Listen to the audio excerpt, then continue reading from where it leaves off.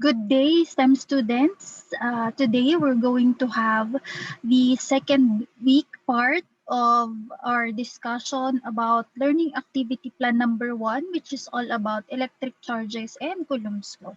And for this week, the presentation, which involves using Coulomb's law with 3 charges, is divided into 3 parts. This is going to be part 1.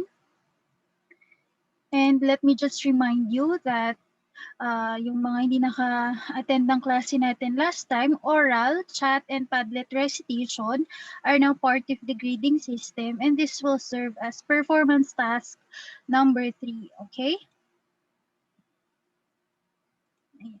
So here are some of the things that we should recall so that we would be able to understand and solve problems using Coulomb's law involving 3 charges. The first one is we have to recall how we add vectors.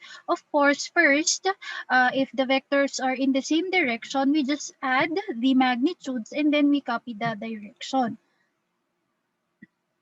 If the vectors are in opposite directions, we subtract their magnitudes, get the absolute value of that, and then we copy the direction with higher magnitude.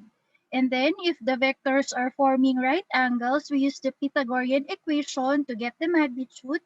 We use the inverse tangent function for getting the angle, and then to identify the direction of a resultant vector, we need to know in which quadrant the resultant vector is. If it is in the first quadrant, we use the direction north of east, and then if it's in the second quadrant, we use north of west. If it's in the third quadrant, we use south of west.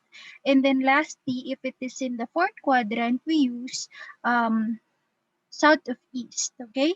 Later, we will have examples for that, no? And then if we are already dealing with 2 or more vectors not forming a right angle, we need to use the component method of adding vectors. I'm so sorry. My cell phone alarmed. Ayan. And then another thing that we should know is how to create a free body diagram. I'm so sorry because I was not able to expound on this when we discussed about forces. But let me just have 3 examples so that you could have a gist of how the free body diagram is created. So first, let me have the pen. Okay, so a free body diagram is actually a representation of an object as a point. So, i-represent natin yung object as a point. And then from that point, we're going to draw arrows depicting the forces acting on that object, no? So, ang mga gagamitin ko sa examples are forces involved in Newton's law, yung mga normal force. Dati diniscuss naman natin yung friction and stuff like that. Although in our LAP number 1, we already move on to electrostatic force. Yun muna yung examples ko dito para magkaroon kayo ng idea, no? So, the first object that we're going to draw free body diagram of is a book lying on a table. Again, in a free body diagram, we just represent the object as a point. Kapalan ko lang, no? Ayan. So instead of drawing the whole book, we just represent the book as a point, okay? And then since it is lying on a table, any object that is supported by a surface experiences an upward or a normal force perpendicular to the surface. Ayan. F sub n is the label for a normal force, no? And then everything that has mass experiences gravitational force in the form of weight. Okay, so this one is the free body diagram of a book lying on a table. 2 forces are acting on it. Second example is an apple freely falling from a tree. Here's the apple. And then again, just like what we did with the book, we represent it as a point, no? Ayan.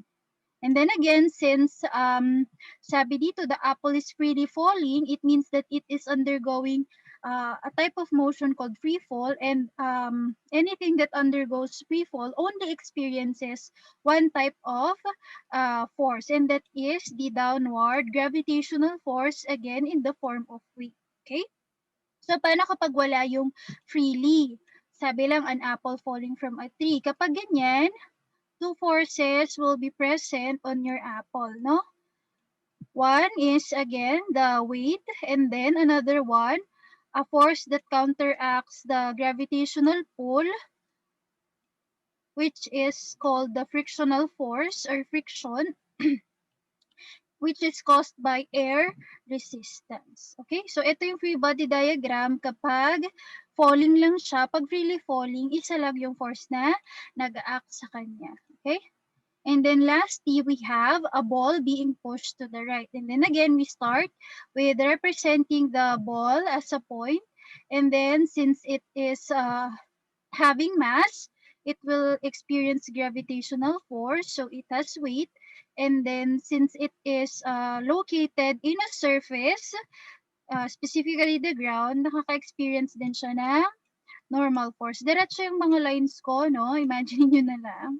And then, for it to be able to move to the right, it should experience an applied force going to the right. And then, since it is moving to the right, it is being opposed by another force, and that is the frictional force. Frictional force is always opposite the direction of the movement of the object. So, kung yung object mo, naka-experience siya ng applied force na going to the right, ang frictional force to the left. Kapag naman naka-experience siya ng applied force na to the left, yung frictional force natin ay to the right. Laging opposite. Okay?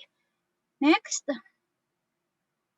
Oh, so that's all for part 1 of Coulomb's law with 3 charges involved. Thank you for listening, and see you in the part 2 of this presentation.